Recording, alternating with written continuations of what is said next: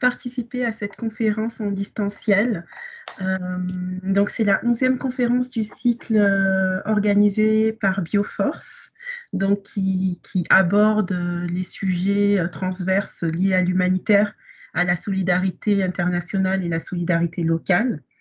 Aujourd'hui, nous recevons Samantha Branjon et nous, au nom de Bioforce, nous la remercions grandement, ainsi que le groupe URD pour tout le travail qu'ils font pour faire un lien entre l'environnement et l'action humanitaire.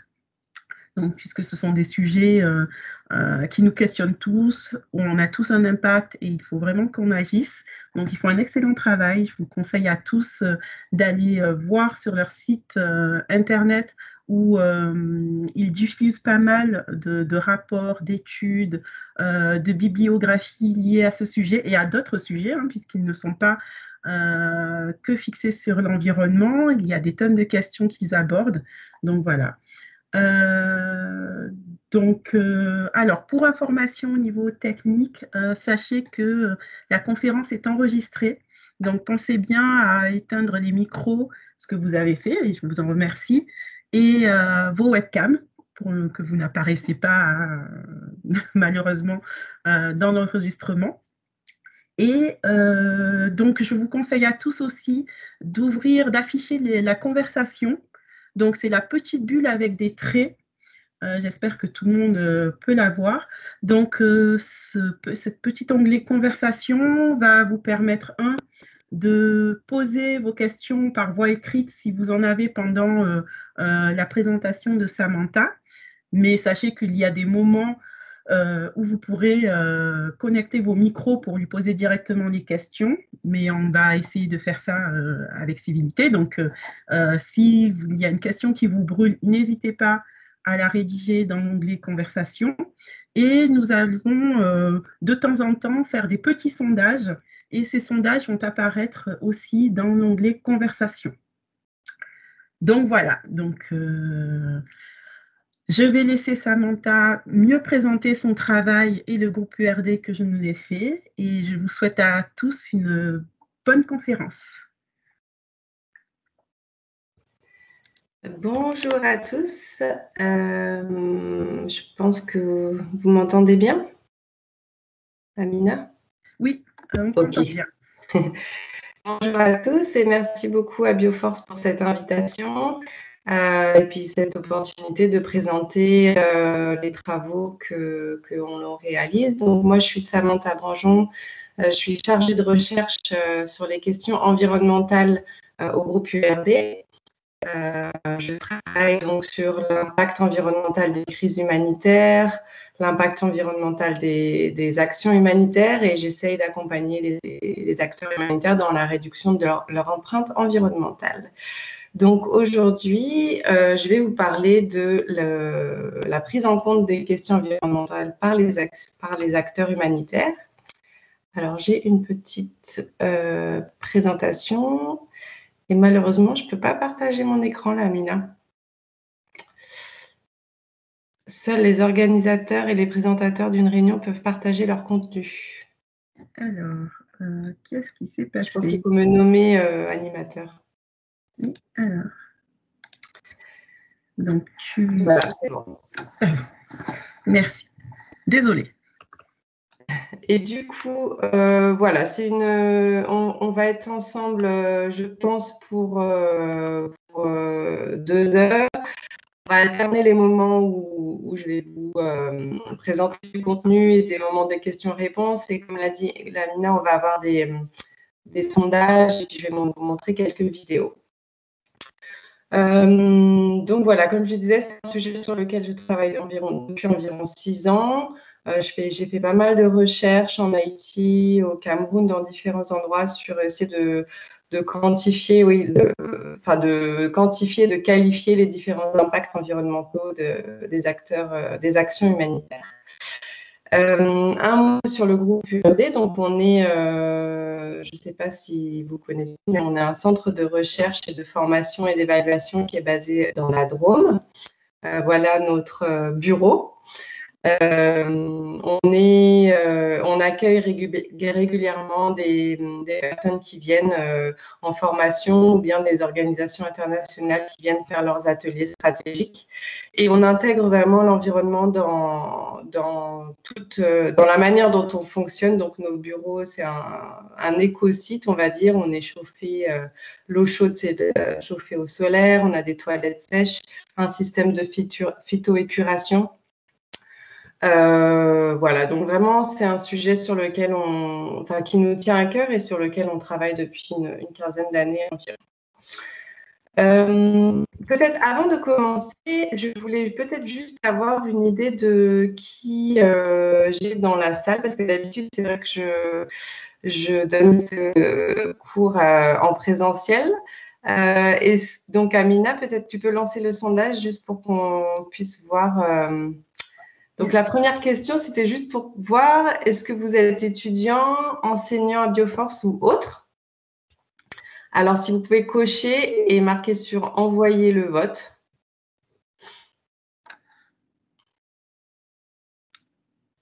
Et on va voir les réponses en temps réel.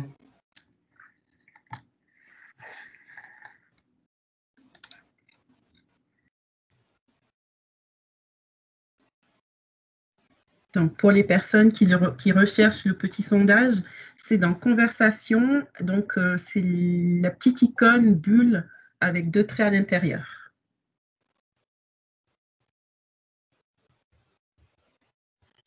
Comment on fait pour répondre? Alors, il suffit de cliquer sur votre réponse et envoyer le vote.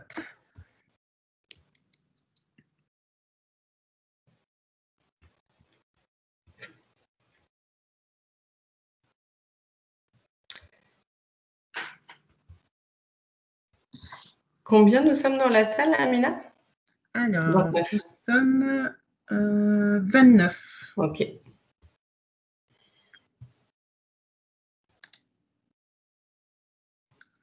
On va attendre quelques secondes, c'est juste pour avoir une idée.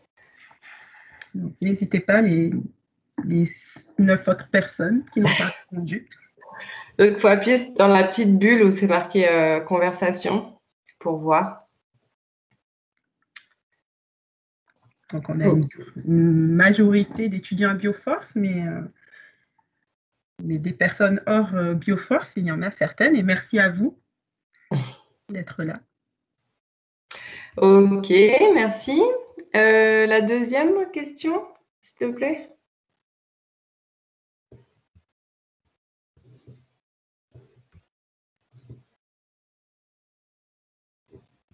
Oui, je voulais voir aussi dans quelle partie du monde vous vous trouviez actuellement.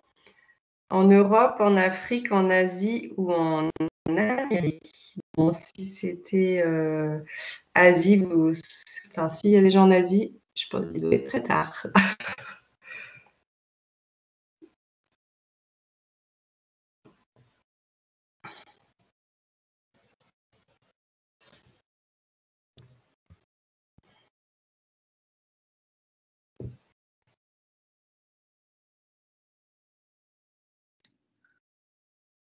Donc, une grande majorité d'Européens, mais nous avons quand même une personne qui n'est ni en Europe, ni en Afrique, ni en Asie, ni en Amérique. Ça m'intéresse. Alors, je penserais pour l'Australie, 1h30 du matin, mais... Bon. Très bien. OK, merci beaucoup. Ça me permet un petit peu de sonder qui est là. C'est vrai qu'à distance, c'est jamais facile. Mais l'avantage, c'est qu'on peut avoir, regrouper des gens d'un peu partout dans le monde. Donc, je suis très contente d'avoir des gens qui sont dans d'autres parties du monde. En tout cas, merci d'être là. Donc, voilà, je ne vais pas vous faire un topo sur les enjeux climatiques et environnementaux d'aujourd'hui. Je pense que vous êtes tous plus ou moins au courant. On en parle énormément, mais c'est vrai que ce qu'il faut garder en tête, c'est qu'on est vraiment dans une situation d'urgence climatique. Certaines personnes parlent de crise climatique. Moi, je ne suis pas d'accord avec ce terme parce que le mot crise implique qu'on va revenir à un stade qui était, enfin, une situation qui existait avant, alors que là, on a engendré des changements qui sont assez irréversibles. Donc voilà, on est actuellement dans la crise du Covid qui va suivre une crise économique et une urgence climatique et de biodiversité juste après. Donc voilà, j'aime bien ce petit dessin qui illustre la situation d'aujourd'hui. Comme vous le savez, sûrement, on a des responsabilités en termes de CO2, des responsabilités communes, mais très différenciées entre certaines parties du globe. Les pays nord-américains et en Australie produisent beaucoup plus, émettent beaucoup plus de CO2 par personne et par an que des personnes, par exemple, en Afrique. On voit là 19,1 tonnes par habitant aux États-Unis, alors qu'au Mali, c'est 0,5 tonnes par habitant. 20% de la population mondiale produit environ 50% des émissions de gaz à effet de serre. Donc voilà, des émissions très très inégales de là où on se situe. Et le problème, c'est que bien entendu, c'est les plus vulnérables dans les pays en développement et en crise qui sont le plus impactés. Donc un impact sur le droit à l'alimentation. 60 millions de personnes supplémentaires s'offriraient de la faim en 2080. Un énorme impact sur le stress hydrique. On voit en Jordanie, par exemple, ou dans des pays du Moyen-Orient qui vivent un stress hydrique sans précédent. La Jordanie, je crois, perd environ 2 mètres de nappe phréatique par an. Un impact, bien sûr, sur le nombre de personnes vivant dans le seuil de pauvreté et une multiplication et surtout une intensification des catastrophes, ouragans, tsunamis, etc. Donc, voilà, un impact sur les plus vulnérables dans les pays en crise et en développement. Et c'est pour ça que c'est un sujet qui doit interpeller les acteurs humanitaires parce que les besoins humanitaires vont augmenter, bien entendu, avec ces enjeux-là.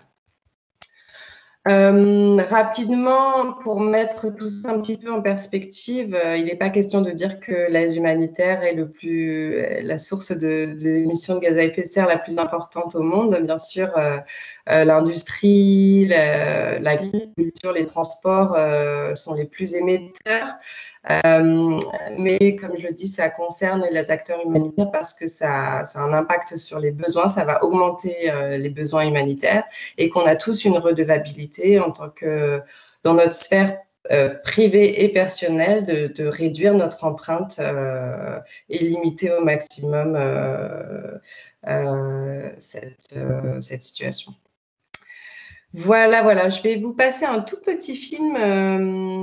Je vais repasser la main à Amina, qui a été réalisé par le groupe URD sur la question de l'environnement dans l'action humanitaire pour un peu introduire le sujet.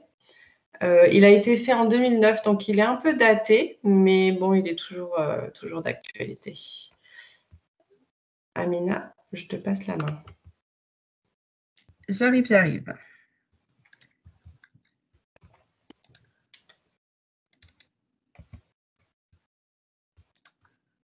Il arrive tout de suite. Pas de souci.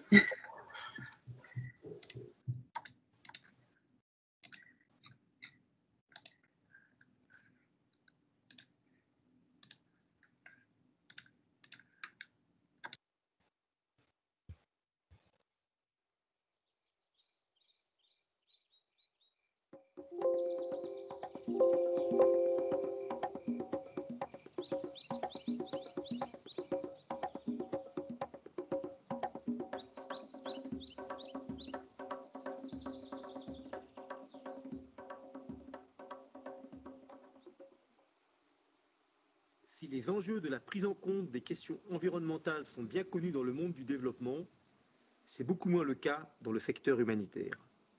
Pourtant, les crises et leurs conséquences ont souvent des effets désastreux sur l'environnement. De plus, les dégradations des écosystèmes peuvent elles-mêmes être porteuses de dynamiques chrysogènes. Les guerres liées à la compétition pour des ressources rares font partie des scénarios inquiétants de notre proche futur.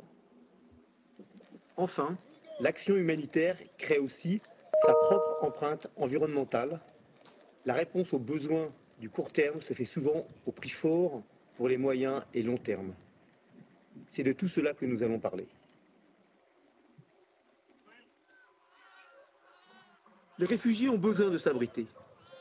Ils utilisent largement le bois d'œuvre disponible, n'hésitent pas à couper les forêts ainsi que les herbes à paillotes des zones qui les entourent.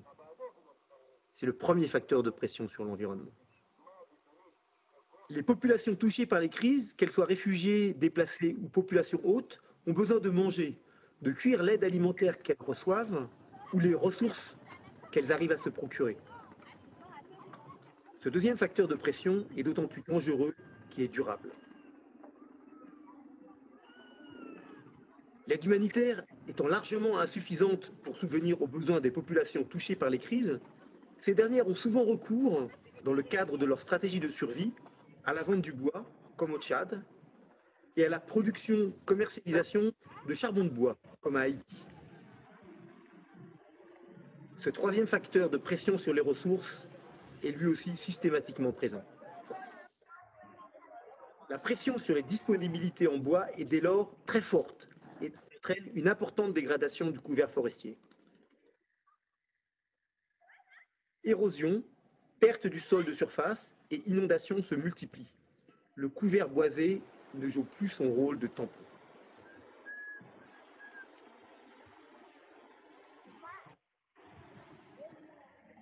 Dans des pays comme Haïti, cette disparition des forêts est à l'origine de la grande vulnérabilité des populations, mais aussi du risque accru d'inondations et de glissement de terrain.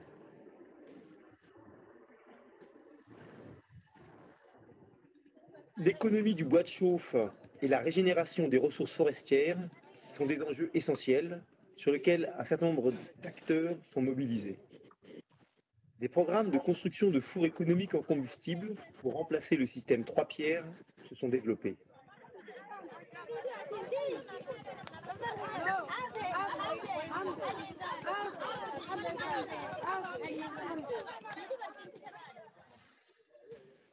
Par ailleurs, on observe une claire prise de conscience de l'importance du reboisement dans les zones fortement affectées par la présence de populations en surnombre. Il faut recréer des capacités de régénération de l'environnement.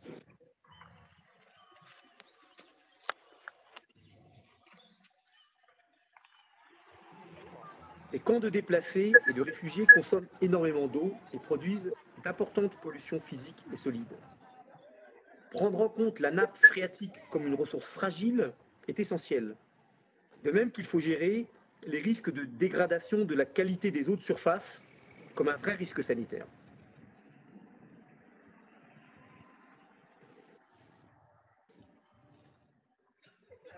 La composante santé de l'action humanitaire est historiquement fondatrice.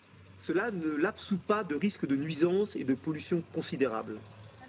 La gestion des déchets médicaux est un problème fréquemment mal pris en compte.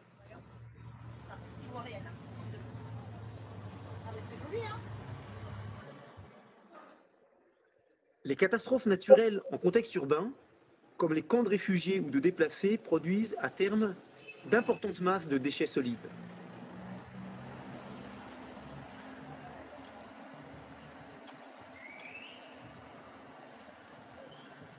Le dégagement et le traitement de ces déchets et débris sont des questions relativement bien connues dans les contextes urbains et représentent des enjeux très complexes en termes techniques et économiques. Et ceci d'autant plus que, dans des cas comme Port-au-Prince, les niveaux d'alerte à la pollution étaient largement dépassés.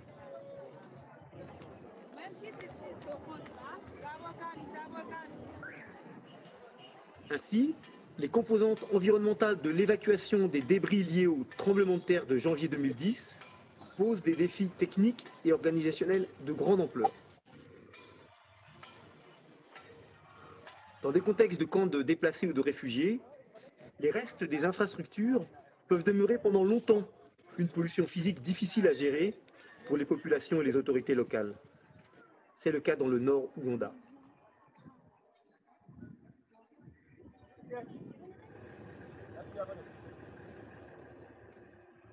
Mais l'aide humanitaire, c'est aussi une énorme logistique d'avions, d'hélicoptères, de camions, de véhicules légers. Cette logistique, si cruciale pour l'action, est aussi productrice de nombreuses pollutions. Fumée d'essence à compenser, huile de vidange à gérer, etc. Priorité numéro 1, le réglage des carburateurs. De même que l'action humanitaire s'accompagne maintenant de toute une production de rapports, de mécanismes de suivi, d'administration. La bureautique induite et les besoins énergétiques pour la faire fonctionner sont aussi, dans les contextes de crise et d'action humanitaire, une source de pollution importante.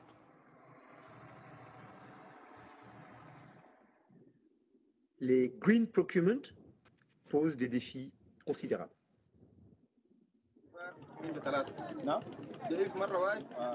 D'un côté, il y a un travail important à faire avec les populations. Identifier les problèmes, les solutions, diffuser le savoir et les options techniques. De l'autre, il faut assurer la mobilisation des organisations humanitaires pour les amener à mieux prendre conscience des enjeux et assurer une mobilisation institutionnelle. Tout ce qui est comme aide, qui doit venir aussi, être destiné à eux.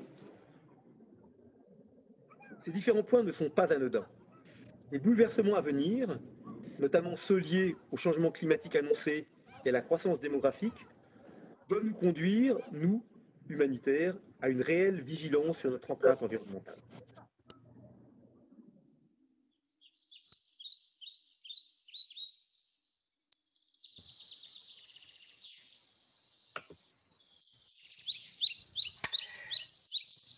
Merci, Amina. Bon, j'espère que vous avez pu suivre la qualité, en tout cas de ma connexion n'était pas très bonne, donc j'espère que la vôtre était meilleure et que vous avez pu suivre le film qui a été réalisé par le groupe URD.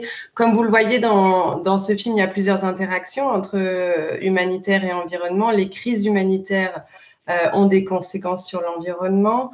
Les questions environnementales, les défis environnementaux ont un impact sur les crises et l'action humanitaire elle-même a un impact sur l'environnement et c'est sur ça que nous allons parler aujourd'hui. Du coup, je vais reprendre mon PowerPoint. Hop.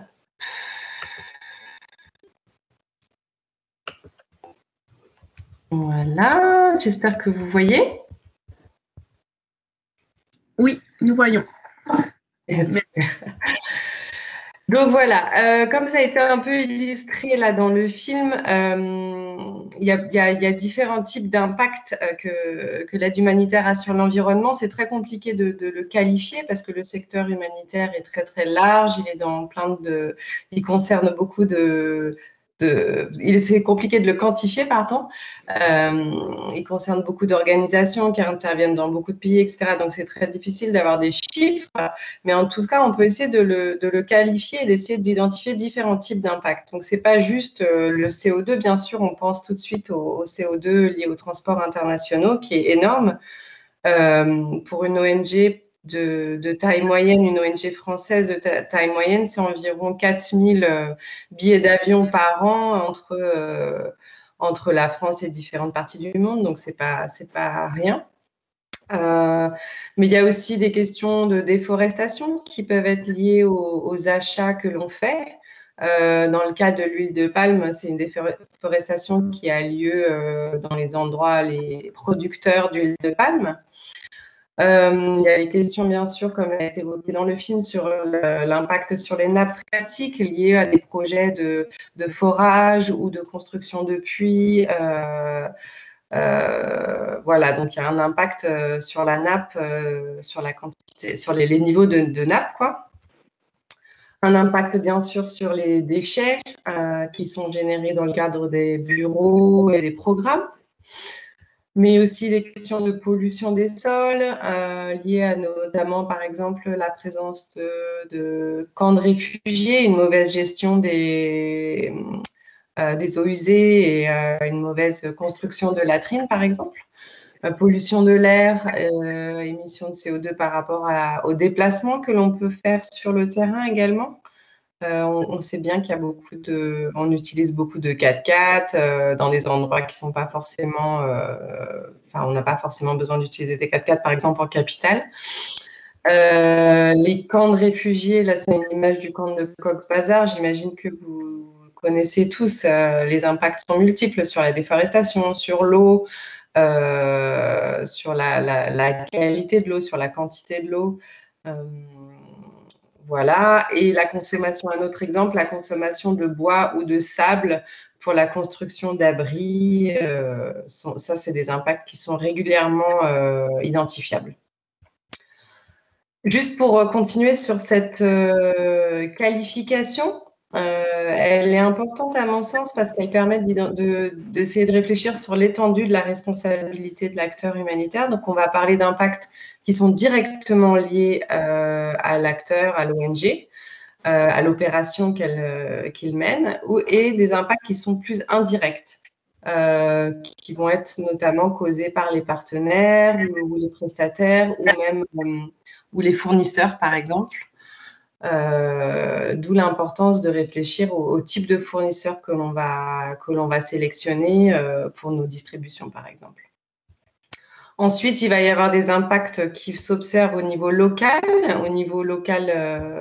donc sur le lieu de l'intervention, et des impacts qui sont plus, par exemple, sur les déchets ou la pollution, et des impacts qui sont plus globaux, la contribution au changement climatique, ou l'exemple que j'ai donné tout à l'heure sur l'huile de palme.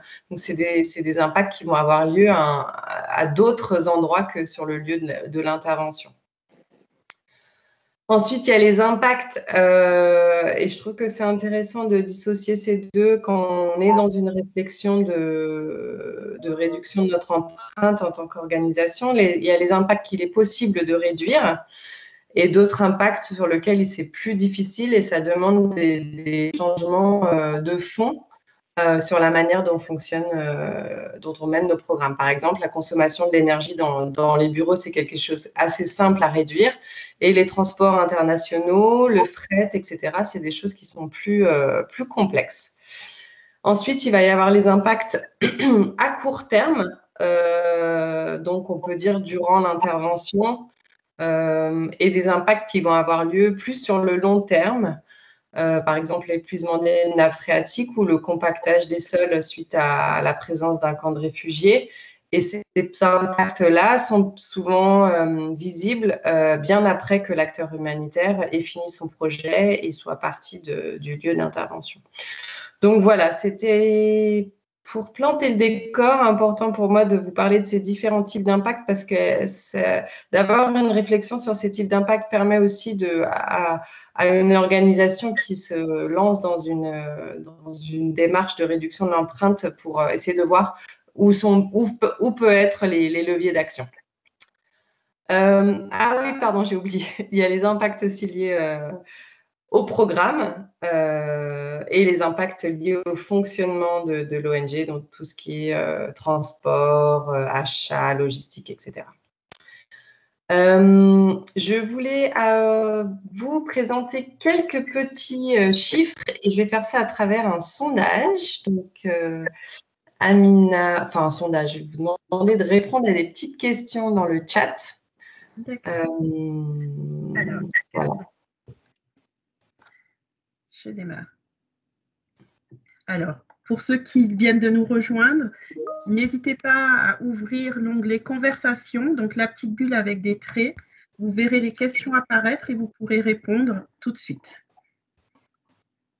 Donc, la question, dans le camp de Minao, combien de tonnes de bois sont consommées par jour par la population réfugiée?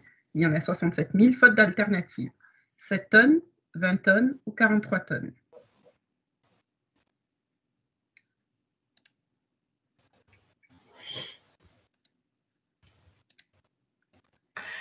Donc, vous êtes 48 présents, donc n'hésitez pas. Hein. Donc, le camp de Minawao, pour ceux qui ne connaissent pas, c'est un camp qui se situe au nord du Cameroun et qui accueille des réfugiés venant du Nigeria, fuyant Boko Haram. Et je tiens à préciser ici, ce que j'ai rajouté dans la question, c'est faute d'alternative. C'est bien sûr, il ne s'agit pas de… Enfin, les réfugiés ont besoin de boîtes chauffe pour cuire leurs aliments, pour bouillir l'eau, pour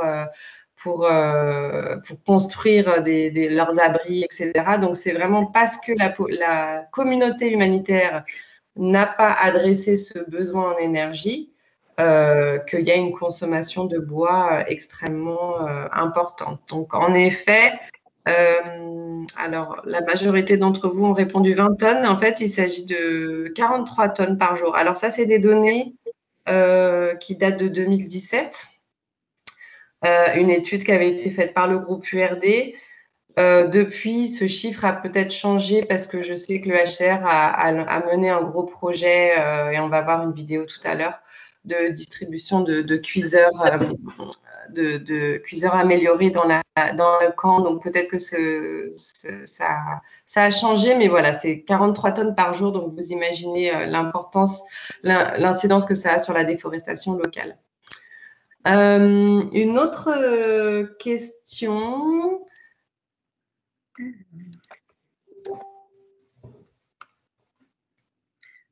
On entend bien. Donc, la question est apparue. Donc, en Tahiti, en 2015, il y avait 125 ONG présentes dans la zone métropolitaine de Port-au-Prince. Combien de déchets généraient-elles par jour? Programme, bureau et maison expat. 30 tonnes par jour, 50 tonnes par jour ou 80 tonnes par jour? Vous pouvez envoyer vos réponses.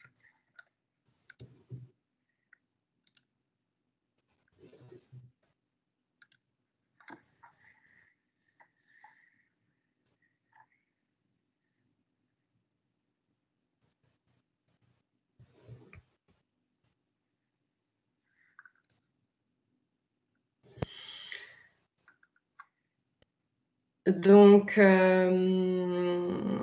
en effet, la réponse est de 80 tonnes par jour qui étaient générées. Pardon, j'ai donné la réponse avant que tout le monde termine de voter, excusez-moi. Donc voilà, c'était pour illustrer. Donc, à l'échelle de Port-au-Prince, à cette époque-là, ça représentait que 5% des déchets qui étaient générés dans la zone métropolitaine de Port-au-Prince. Donc, c'est pas énorme.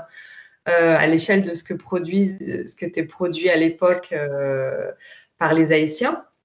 Mais dans l'absolu, 80 tonnes, c'est énorme. Et sachant que la composition de ces déchets n'a rien à voir avec les déchets que génèrent des Haïtiens, qui sont majoritairement des déchets organiques qui peuvent être compostés facilement.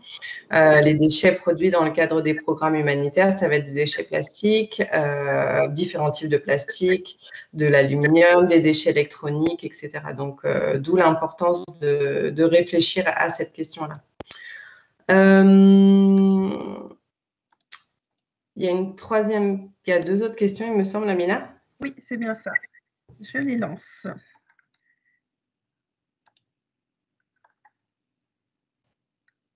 Roulement de tambour.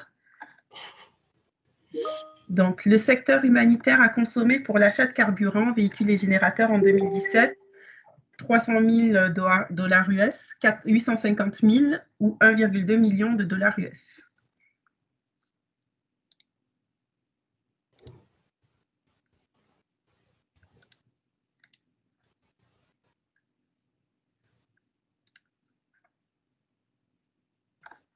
Maintenant, tout le monde a tendance à mettre les gros chiffres.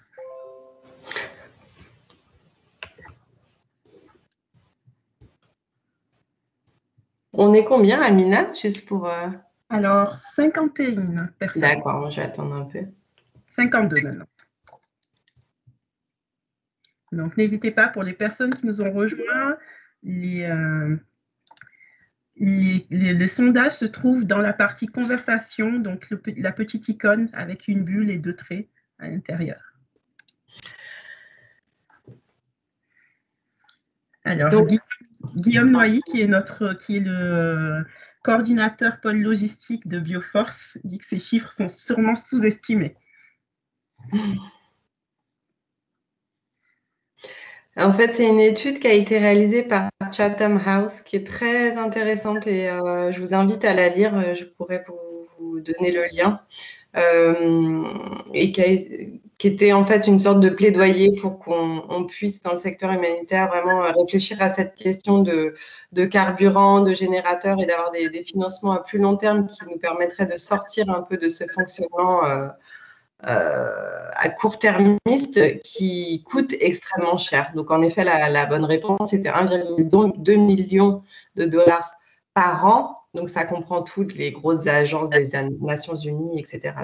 D'où le fait que ce soit si important. La dernière question. Ouais. Roulement de tambour. Et donc, la part des émissions de CO2 du CICR en 2019 la plus importante liée à la supply chain, 30%, 50% ou 80%?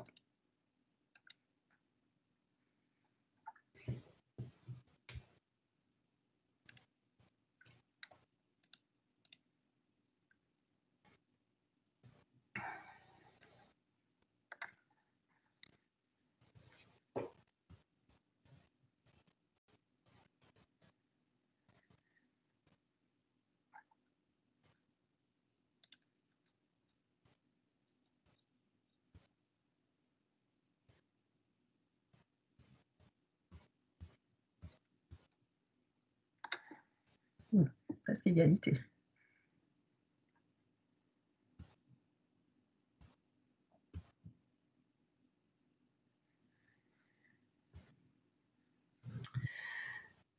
Ouais, et ben, en fait, la bonne réponse est 80%. Et cette question, je voulais la poser pour illustrer le fait que des fois, les émissions, les impacts, en tout cas pour le carbone, qui sont le plus importants, ne sont pas forcément là où on les attend. On aurait tendance à penser que pour une organisation comme le CICR, ce serait les transports internationaux. Et en fait, ces chiffres ont été communiqués, ont été calculés grâce à un bilan de carbone que l'organisation a réalisé et en 2019, oui. Voilà, pour montrer en fait que les impacts sont pas forcément là où ils sont. Et du coup, si 80% des émissions de CO2 sont liées à la supply chain, est-ce que ça donne pas à l'organisation une certaine marge de manœuvre dans le rapport qu'elle entretient avec les suppliers, l'influence qu'elle peut avoir sur les produits qu'elles achètent. Voilà, c'était juste pour illustrer que c'est pas forcément là où on les attend. Voilà. Alors, je voulais maintenant ouvrir un peu voir s'il y avait des questions. Alors là, la première partie, c'était vraiment sur les différents impacts. Et je voulais ouvrir le débat, peut-être s'il y avait des remarques ou des questions. Peut-être, je me demandais si Monsieur Noyer, ce que vous vouliez dire par, du coup, c'est sous-estimé. Enfin, si vous aviez un commentaire à ajouter par rapport à ça. Bonjour, et en fait, je ne suis pas sûr de moi, hein, mais 1,2 million à l'échelle de tout l'humanitaire pour les frais de carburant, ça me paraît vraiment peu, parce que malheureusement, en fait, ça me paraît être peut-être le montant pour un pays où il y a une grosse activité humanitaire. Pour l'ensemble des pays, ça me semble vraiment sous-estimé, mais après, j'imagine que c'est hyper difficile d'avoir ce genre de chiffres. Et de toute manière, le constat, c'est que c'est énorme et que c'est peut-être le poste de pollution le plus important, hormis peut-être ceux de supply chain. Mais d'ailleurs, le spécialiste à Bioforce de cette question-là, c'est Mathieu Simonard, et il a certainement un avis sur la question. Si je peux renvoyer la balle. Bonjour Mathieu. Je ne sais pas s'il est là. Bonjour, si, je suis là, bien entendu. Bonjour Samantha, bonjour à tous les auditeurs. Non, je n'ai pas j'ai pas la prétention d'avoir une expertise dans la matière. Voilà, je porte la thématique environnementale pour ce qui est de Bioforce, mais concernant la pertinence des chiffres, ça serait voilà, bien malhonnête de ma part de pouvoir me positionner là-dessus parce que j'ai pas. Je pense que Samantha à davantage d'expertise en la matière. Merci. Nous avons Samori qui demande en quoi l'huile de palme est-elle un impact sur l'environnement? Alors peut-être que j'ai mal précisé, c'est la production en fait de l'huile de palme en Indonésie notamment qui a un énorme impact sur la déforestation et sur la biodiversité. Ça nécessite des quantités de surface énormes. Et donc des pays comme l'Indonésie ou la Malaisie ont perdu une part importante de leur surface forestière. Et en Amazonie aussi même. Donc c'est la production de l'huile de palme qui a un impact. J'espère que j'ai répondu à votre question. Merci.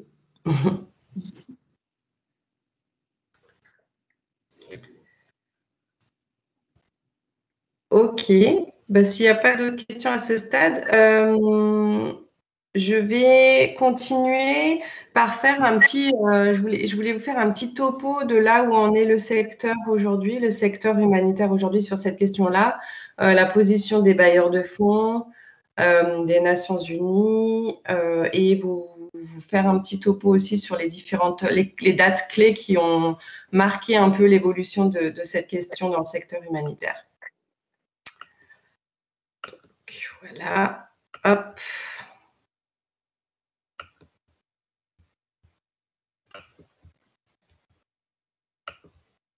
Ah zut.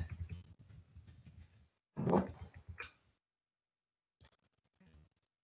Je ne suis pas très douée sur Zoom, vous m'excuserez. Donc, c'est bon, vous voyez? Oui, on voit bien. Ok, super. Donc, le secteur humanitaire, cette question, moi, je travaille dessus depuis 6 ans, comme j'ai dit, et le groupe URD depuis 10 à 15 ans. Et pendant longtemps, il y a vraiment une culture humanitaire qui opposait beaucoup la protection de l'environnement et l'impératif humanitaire. C'était deux choses qui ne pouvaient pas venir, pas se faire ensemble. Et récemment, il y a une petite, c'est vrai, depuis 1 ou 2 ans, on voit un vrai changement dans la manière dont cette question elle est abordée. Mais la culture humanitaire de fond oppose quand même ces deux principes et on doit encore faire beaucoup de plaidoyer pour faire comprendre aux humanitaires que cette question doit les intéresser. Aussi, les structures, moi j'ai fait beaucoup d'études auprès d'ONG et d'agences des Nations Unies. La question environnementale, à l'exception de certaines structures, bien sûr, c'est un commentaire général. Je ne voulais pas en froisser certains. Mais cette question-là repose très souvent sur la base du volontariat, donc des personnes qui sont motivées ou des groupes de personnes qui sont motivées au sein des structures qui vont essayer de faire en sorte de mener des projets, des initiatives par exemple au siège qui vont réduire leur impact ou par exemple un chargé de projet sur le terrain qui est sensible à ces questions-là et qui va essayer de faire en sorte de réfléchir en amont à l'impact environnemental de son projet. Donc, c'est encore très… ça repose encore beaucoup sur le volontariat, cette question-là. Enfin, c'est mon constat. Après, on pourra, s'il y a d'autres gens qui ne sont pas forcément d'accord, on peut en discuter. Il y a une évolution ces dernières années de faire plus d'institutionnalisation, mais c'est encore c'est peu ambition par rapport à l'urgence climatique et environnementale. Et je vais parler tout à l'heure d'une initiative qui a été mise en place par 10 ONG françaises qui va dans ce sens. Mais il y a beaucoup de guides méthodaux, de formations qui sont disponibles. Il y a beaucoup de choses qui sont disponibles. Donc, c'est vraiment une question de sensibiliser les salariés, les chargés de projet et les personnes justement qui font des formations en humanitaire sur ces questions-là. Et oui, un autre commentaire un peu d'ordre général. Lorsque l'environnement ou les questions climatiques sont pris en compte, mon constat a été que c'est beaucoup plus sur l'aspect adaptation au changement climatique. Donc, comment aider les populations, les bénéficiaires à s'adapter au changement climatique, ce qui est évidemment une question cruciale. mais beaucoup plus ça plutôt que une vraie réflexion sur l'impact environnemental de la manière dont on mène nos projets et comment nous, en tant qu'acteurs humanitaires, on peut réduire notre impact. Donc, il y a encore, donc ça se traduit beaucoup, par exemple, sur les financements. C'est très facile c'est beaucoup plus facile de financer des projets d'adaptation au changement climatique que de financer, par exemple, la réalisation d'un bilan carbone pour une organisation humanitaire. Quelques dates clés. Donc en 94, c'est vraiment là où la question environnementale, elle a émergé dans le secteur humanitaire. C'est lié à la crise des réfugiés rwandais en RDC et toute la déforestation qu'il y a eu autour. Et c'est lié aussi aux réflexions qui ont lieu à ce moment-là sur la qualité de l'aide humanitaire. Et qui ont aussi abouti à l'écriture du code de conduite de la Fédération internationale de la Croix-Rouge, dans lequel apparaît bien sûr le principe de ne pas nuire. Voilà, mais ça, pendant longtemps, ça c'était pas traduit par quelque chose de très concret. La première chose un peu concrète qui a été faite, c'est en 2004, c'est une collaboration entre la WWF, donc qui est une organisation environnementale, et la Croix-Rouge américaine. Pardon, j'ai pas écrit ce que vous voulez dire. GRT, c'est le Green Recovery Reconstruction Toolkit, donc c'est vraiment un guide. C'est une formation et un guide méthodo sur comment intégrer les questions environnementales dans différents aspects de l'environnement. Et ça a été fait. C'est une des premières collaborations entre un acteur, enfin, des spécialistes environnementaux et des ONG humanitaires. Donc ça, c'était suite au tsunami en 2004. Ensuite, en 2006, la réforme humanitaire et la prise en compte de l'environnement dans les clusters, dans la responsabilité des clusters et dans le terme de référence de chaque cluster à travers les pays. En 2011, la création d'une communauté de pratique sur les questions environnementales au sein du cluster Shelter. C'est le cluster qui est le plus avancé sur ces questions-là, à ma connaissance. Donc, dès 2011, il se pose des questions sur l'impact environnemental des projets de reconstruction dans les pays. En 2012 et 2013, la création de réseaux d'échanges entre acteurs humanitaires. Donc, en 2012, le réseau environnement humanitaire, qui est un réseau qui est animé par le groupe URD, qui regroupe 15 ou 20 ONG françaises, francophones, désireuses d'intégrer les questions environnementales dans leurs travaux. Et aussi le EHAN Network en 2013, qui est un réseau qui est piloté par OCHA et UNEP à Genève. Donc voilà, des échanges, beaucoup de questionnements autour de comment on peut faire pour intégrer ces questions-là progressivement. Les accords de Paris, c'est sûr, ont marqué ont propulsé la question climatique au devant de la scène. Beaucoup de médias se sont emparés de la question et notamment, les accords de Paris ont aussi interrogé les ONG qui faisaient partie des discussions climatiques, des négociations climat sur leur propre empreinte environnementale et climatique. Donc, c'est à ce moment-là qu'on a commencé à voir les choses progressivement changer, mais bon, c'est pas encore, vous allez le voir, tout à fait ça. 2018, le manuel SPHERE. Donc, l'environnement est intégré dans la première version en 2011 du manuel SPHERE, mais c'était de manière pas très, de manière un peu légère. Donc, à partir de 2018, il y a vraiment un standard qui est dans le secteur abri sur la durabilité des projets. En 2020, la publication de la DG ECO sur une politique d'empreinte environnementale qui va aussi avoir, bien sûr, son influence sur tous les partenaires de la DG ECO, ça c'est une évidence. Et aussi la CNH, donc la Conférence nationale humanitaire qui a lieu en France pour ceux qui sont à l'étranger, qui a eu lieu à Paris au mois de décembre et dans laquelle, mais je vous en parlerai un peu après, 10 ONG françaises ont fait une déclaration de réduire de 50% leurs émissions de gaz à effet de serre d'ici à 2030. Donc, c'est vraiment un vrai succès. Voilà, c'était pour un peu tracer l'évolution de la thématique. Un petit point par rapport à la manière dont les bailleurs de fonds s'emparent de la question. Donc, bien évidemment, les bailleurs ont une énorme influence sur les pratiques. On l'a vu avec la question du cash, mais aussi la question de la protection. Donc, on peut considérer que si les bailleurs de fonds s'emparent vraiment de la question et exigent de leurs partenaires qu'ils financent qu'il faut qu'ils prennent cette question en considération, cela va avoir une incidence sur les pratiques.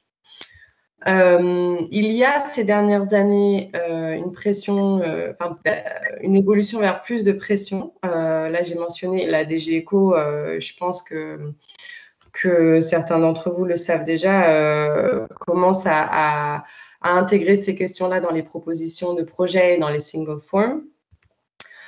Mais quand même une prise en compte assez inégale entre les bailleurs de fonds anglo-saxons, donc DFID, je me souviens plus du nouveau nom de DFID, pardon, mais DFID et USAID et surtout les Canadiens et les Suédois qui sont déjà sur ces questions-là depuis un certain nombre d'années, enfin les Canadiens en tête, et les bailleurs français et européens peut-être un peu plus tardivement, voilà. Donc, une prise en compte inégale, en fait, en fonction des bailleurs. Donc, les ONG vont aussi évoluer en fonction de qui, sur la question en fonction de qui les finance. Bien entendu, c'est différent pour des organisations qui ont des fonds propres comme MSF. Donc, à travers les bailleurs, même quand il y a beaucoup d'exigences, comme c'est le cas pour les Canadiens, de ce que j'ai pu constater, il y a encore, donc c'est des exigences qui sont demandées dans les propositions de projet sur comment est-ce que vous allez réduire votre impact, comment vous allez gérer vos déchets, etc. Mais il y a encore, à mon sens, encore peu de vérification ou de contrôle. Il n'y a pas d'évaluation environnementale qui sont réalisées par les bailleurs de fonds. Donc, c'est un aspect qui, à mon sens, devrait s'améliorer.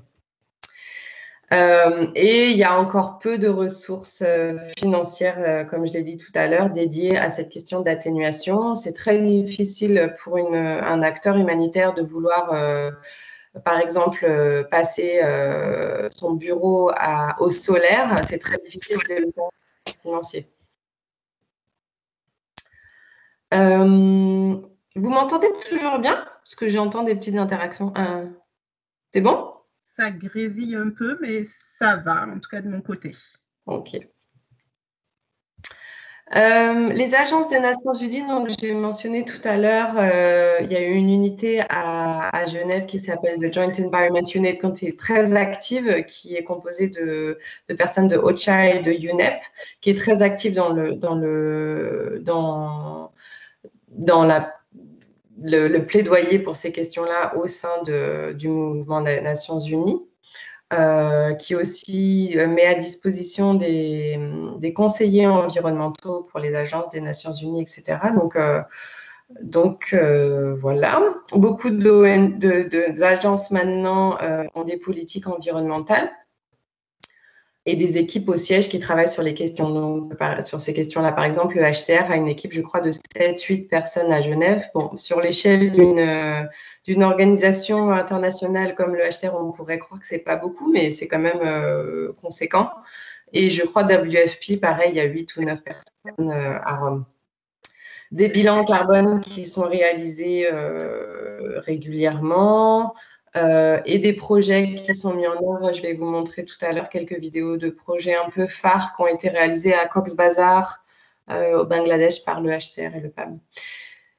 Voilà, donc les Nations Unies s'interrogent sur cette question-là. Beaucoup de choses sont développées, mais c'est encore, à mon sens, des sujets qui sont globalement peu institutionnalisés à travers les organisations. En ce qui concerne les ONG internationales, il y a une pression, en tout cas c'est ce qu'on a pu observer avec les ONG internationales françaises, il y a une pression des jeunes générations de salariés, mais aussi de l'opinion publique sur ces ONG françaises-là pour qu'elles commencent à s'intéresser à cette question. Il y a des Green Teams qui sont créés dans la plupart des ONG. Qui essaye justement d'impulser des politiques environnementales, d'impulser une démarche et des approches plus responsables. et ce qui est intéressant aussi dans ces mouvements-là, de ce qu'on a pu observer, c'est qu'il y a aussi, c'est souvent des jeunes, des plus jeunes, par rapport aux équipes qui sont à la direction des structures et qui sont souvent plus réfractaires à cette question-là et qui vont encore opposer l'environnement et l'humanitaire en disant que c'est pas le mandat des acteurs humanitaires, etc. Donc c'est intéressant ce mouvement-là, quoi. Pareil que pour les bailleurs de fonds, une prise en compte inégale entre les ONG anglo-saxonnes et nord-européennes et françaises. C'est vrai que des organisations comme NRC, par exemple, ou le mouvement de la Croix-Rouge se posent des questions depuis très longtemps déjà sur ces questions-là. NRC a un gros mouvement qui sont appelés Greening the Orange. Le mouvement de la Croix-Rouge, ils ont un mouvement qui s'appelle Greening the Red. Donc, pareil que pour les bailleurs de fonds, il y a une certaine inégalité, en fait, dans la manière dont est prise en compte la question. Mais il y a eu une vraie avancée en 2020 par rapport à cette question-là au sein du secteur humanitaire français. Il y a eu une déclaration d'engagement et si vous voulez cliquer sur le lien, ça devrait marcher, vous allez pouvoir la télécharger. Une déclaration qui a été prise par 10 organisations françaises, donc Acted, ACF, Alima, Care France, Électriciens sans frontières, Groupe URD, MDM, Première Urgence, Secours islamique et Solidarité, de réduire de 50% d'ici à 2030 nos émissions de gaz à effet de serre. Et ça, c'est vraiment un énorme pas en avant, je pense, parce que c'est officiellement cet engagement a été pris et on ne sait pas forcément comment on va encore y arriver. Ça va être très difficile. Ça va nécessaiter une vraie réflexion sur la manière dont on mène nos projets. Mais en tout cas, c'est une importante étape qui a été franchie avec cette déclaration d'engagement. Il y a en parallèle, il y a une charte du climat et l'environnement qui est en cours de développement par le mouvement Croix-Rouge et la Fédération. Donc, il y a une force de frappe, bien sûr, beaucoup plus importante, qui va un peu faire écho au code de conduite qui a été signé en 1994. Et je pense qu'elle va commencer à être adoptée à travers le secteur dans l'année 2021, dans la deuxième partie de 2021, mais il n'y a pas dans cette charte d'engagement chiffré de réduction. C'est un engagement sur la réduction de l'empreinte, mais il n'y a pas d'engagement chiffré qui nous semble vraiment important vu l'urgence climatique dont on fait face. Rapidement, certains facteurs de résistance et pourquoi la question n'évolue pas plus vite, on va dire. L'environnement est la responsabilité de tous, mais de personnes en particulier. Personne n'y est redevable et donc ça repose un peu sur le bon vouloir des personnes et des organisations. Il y a encore l'idée que ça coûte très cher. Donc, j'ai parlé tout à l'heure des panneaux solaires. Bien entendu, ça coûte cher, mais il y a beaucoup de choses qui peuvent être faites en amont pour réduire notre empreinte. J'en parlerai tout à l'heure.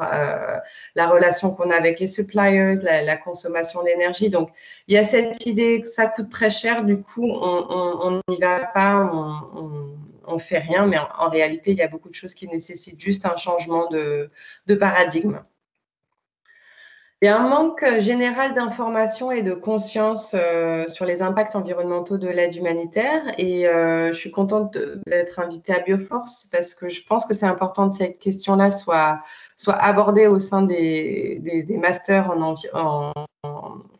en solidarité internationale et des formations pour les futurs humanitaires parce qu'il y a globalement un manque d'information et de conscience tout simplement sur cette question-là. Et encore, comme je l'ai dit tout à l'heure, l'environnement est considéré comme secondaire face à l'impératif humanitaire. Il y a aussi la question de la multiplicité des crises humanitaires et des ressources financières limitées. Et du coup, ce choix que les bailleurs de fonds doivent faire entre est-ce qu'on cible un plus large nombre de personnes sans prendre en compte les questions environnementales ou alors on réduit le nombre de bénéficiaires tout en ayant une démarche plus éco-responsable, cet arbitrage, il est très compliqué à faire. Donc ça, c'est une vraie question. Il y a aussi un vrai problème aussi sur les financements et la temporalité des projets humanitaires. Bon, bien sûr, c'est en train de changer, ça aussi, mais c'est vrai que c'est compliqué. Moi, je pense que c'est pas impossible, mais c'est peut-être sûrement plus compliqué d'avoir une démarche environnementale sur des projets de 3-4 mois que sur des projets de 1 ou 2 ans. Donc, l'importance d'augmenter aussi les financements, la durée des financements. Peu de collaboration entre ONG humanitaire et de développement ou ONG humanitaire et environnementale, ça c'est quelque chose qu'on a constaté depuis très longtemps. C'est deux mondes qui communiquent pas, en fait, c'est très curieux.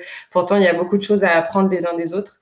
Les humanitaires ont beaucoup à apprendre d'organisations environnementales, mais concrètement, il y a très peu de collaboration qui se font. Parce qu'elles interviennent peut-être dans des contextes différents, sur des temporalités différentes. Elles ont des visions et des approches très différentes. Donc, voilà. Manque d'expertise et de formation. Parfois, ces questions-là exigent des compétences techniques. Par exemple, j'ai connaissance d'un projet de biodigesteur au Sud-Soudan qui est mis en place par l'OIM. C'est vrai que ça demande des compétences techniques qu'il faut mobiliser et qui ne sont pas forcément présentes au sein des ONG humanitaires, même si peut-être que ça change. Peut-être que ça change, mais en tout cas, globalement, il y a un manque d'expertise. Et il y a aussi peu de ressources humaines qui sont dédiées à la question au sein des structures. Donc, ça va être souvent, ça fait partie du profil de poste, donc une ou deux personnes dans une ONG, par exemple, sauf pour les Nations Unies où il y a des personnes qui sont dédiées à ces questions-là. Mais en tout cas, pour le secteur humanitaire français, à l'exception de MSF France, je crois qu'il y a une personne à 100% ou à 50%, et de Handicap International aussi, qui a une personne à 50% sur cette question-là. C'est toujours en fait perçu comme un truc en plus que les personnes doivent faire en plus de leur travail. Donc forcément, pour impulser une vraie démarche environnementale, c'est compliqué. Voilà, maintenant, quelques pistes de réflexion pour des leviers. Bien entendu, des financements plus longs pardon pour la faute d'orthographe, et spécifiquement dédiés à cette question de l'empreinte environnementale, donc des financements pour financer des projets plus éco-responsables. L'importance de réaliser des bilans carbone et de faire élaborer des feuilles de route avec des objectifs clairs de réduction des émissions. Là, on parle vraiment que du carbone. La sensibilisation et la formation des salariés, des employés, des futurs membres d'ONG, à travers bien sûr une démarche non culpabilisatrice qui ne fonctionne pas. Et un équilibre à trouver entre différents types d'actions au sein des structures, des chantiers peut-être plus de fond, qui permettent d'avoir un vrai impact, par exemple la relation aux fournisseurs ou le rapport ou le recrutement d'équipes qui sont plus locales et du coup qui nécessitent moins de déplacements. Et un équilibre avec d'autres actions qui sont sûrement plus simples, le recyclage des déchets, la consommation d'énergie au siège, etc. Bien entendu, tout ça ne peut pas avoir un impact significatif sans un signal de la direction des acteurs humanitaires qui est fort. Sinon, ça va toujours rester à la marge ou des petites actions qui ne vont pas forcément avoir un vrai impact. Et l'importance d'avoir une personne dédiée et des points focaux sur le terrain. Le CICR a adopté cette démarche et ça marche très bien. Ils ont une équipe à Genève, ils ont des points focaux dans la plupart de leurs délégations et ça marche. Ils ont une vraie démarche environnementale, enfin développement durable, pardon. Et l'importance aussi d'anticiper les politiques des bailleurs de fonds parce que eux commencent à se mobiliser, à exiger des choses des acteurs humanitaires. Donc, il va falloir que l'on soit tous prêts à faire face, à répondre à ces demandes. Mettre en avant aussi, par exemple, dans les propositions de projet, les retours sur investissement. On sait très bien que l'action humanitaire ne dure jamais 6 mois. Une crise humanitaire ne dure jamais 6 mois. Donc, pourquoi ne pas avoir des financements plus long terme et mettre en avant le fait que d'investir dans du solaire, par exemple, ça va avoir une incidence sur le long terme sur notre consommation de diesel sur plusieurs années. On peut mettre en avant aussi pour une ONG la visibilité et l'image que cette approche environnementale va avoir sur l'organisation. Plusieurs organisations aussi développent des chartes environnementales, ce qui permet aussi des chartes et des stratégies environnementales qui permettent de définir un cap.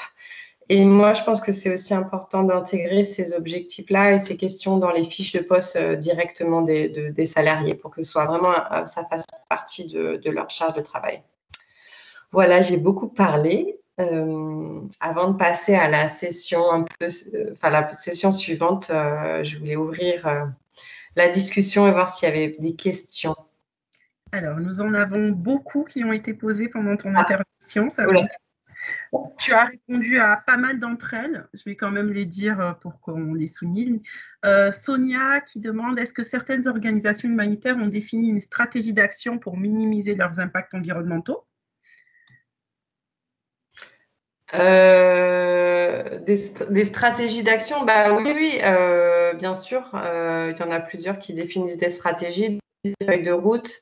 La première étape étant de faire un diagnostic de là où on en est, et souvent ça passe par l'étape de faire des bilans carbone pour ce qui est des gaz à effet de serre en tout cas. Donc identifier où est-ce qu'on en est, quels sont nos postes d'émission les plus importants, et après définir des feuilles de route et des stratégies, quoi. Merci. François se demandait si en 1997, quand le standard FAIRR commençait à se créer, si l'environnement était impliqué, mais tu as répondu à cette question en disant que c'était vraiment en 2018. La première fois, c'était en 2011, ouais. Mais ouais, à ma connaissance, après, je me trompe peut-être, mais je pense que la première fois, c'était en 2011 et ça a été consolidé en 2018. Merci. Alors, Sonia nous demande ne pas prendre en compte l'empreinte de l'aide sur le site d'intervention et centrer sur l'effort à faire par le bénéficiaire de l'intervention humanitaire en matière d'adaptation au CC, ne participe-t-il pas à biaiser l'approche d'intervention? Oh là là. Alors, j'ai pas compris. Tu peux répéter peut-être? Alors, on peut demander à Sonia peut-être de prendre le micro et de préciser sa question. Alors, est-ce que ne pas prendre en compte l'empreinte de l'aide sur le site d'intervention et plutôt demander aux bénéficiaires de s'adapter, est-ce que ce n'est pas une approche biaisée quand même Ah, tout à fait, oui. Mais c'est pas… Oui, tout à fait, je suis complètement d'accord avec toi. Mais justement, moi, ce que je dis, c'est qu'il faut qu'on s'interroge sur notre impact à nous, en tant qu'acteurs humanitaires, et avant même de demander aux bénéficiaires de s'adapter, quoi, et de changer leurs pratiques. Merci. Je ne sais pas si j'étais claire. Alors, Sonia pourra nous dire… Oui, elle te remercie. Nous avons Ségolène qui nous précise que DFID s'appelle désormais FCDO. Ah, merci Ségolène. Voilà, je ne sais pas le développer, mais en tout cas, c'est FCDO. Alors, donc, j'ai mis le lien pour lire la déclaration d'engagement des ONG Climat de 2020 sur la conversation. Si vous voulez cliquer dessus plus tard, n'hésitez pas. Et juste par rapport à ça, excuse-moi Mina, donc pour ceux qui souhaitent, les organisations qui souhaitent signer, c'est toujours possible, hein, on ouvre, enfin voilà, c'est pas fermé, donc si vous voulez vous engager avec nous, c'est tout à fait possible. Voilà. Nous avons Jérémy qui demande, qui a l'impression qu'il y a une forme de cloisonnement entre les ONG humanitaires et les ONG environnementales. Pourtant, il y a des centaines d'exemples qui prouvent que l'écologie est aussi une question de dignité humaine. Est-ce que l'avenir ne serait pas de considérer ces organisations écologiques comme de vrais acteurs de l'humanitaire à part entière? Ah oui, je suis complètement d'accord, Jérémy. Je n'ai pas forcément la solution, mais c'est sûr qu'il faut qu'il y ait plus de rapprochement. Les humanitaires ne sont pas équipés techniquement à ces questions-là. Donc, c'est bien entendu, il faut faire appel aux ONG environnementales. Après, ce qui est compliqué, comme je l'ai dit, c'est qu'elles parlent un langage qui est différent. Elles sont sur des terrains différents. Donc, il y a une certaine... peut-être même méfiance, quoi, réciproque, mais qui est très déplorable, on est d'accord. Il précise même qu'aujourd'hui, des questions de dépollution, protection de la biodiversité, la lutte contre le changement climatique font partie des objectifs du développement durable, au même titre que l'enfance et la santé. Donc, pas mal de gens sont d'accord avec lui. Et nous avons Cyril qui pose la question, la déclaration d'engagement du REH devrait réduire de plus de 50%, 30%, mais avec quelle année de base? 2020? Bonne question, merci Cyril. En fait, on n'a pas défini, tu pourras regarder dans le lien, on n'a pas défini d'année de base parce que chaque ONG avait une année de référence particulière, enfin différente. Et certaines même qui se sont engagées n'ont jamais fait de bilan carbone. Donc, c'est par rapport chaque ONG est libre de choisir son année de référence, en fait. Merci. Alors, nous avons F. Fadika qui dit que peut-être pas toutes les organisations écologiques pourraient porter l'étiquette d'humanitaire, mais OK avec le principe d'enrichir la définition de l'organisation humanitaire.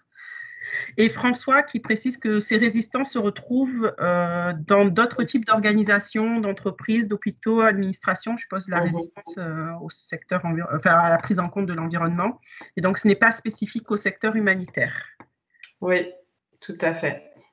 Donc, sauf que ça a un impact particulier. Enfin, je trouve que ça nous interpelle, nous, en tant qu'acteurs humanitaires, tout particulièrement parce que les besoins humanitaires vont augmenter et que les défis environnementaux et climatiques impactent plus particulièrement les pays dans lesquels on intervient, quoi.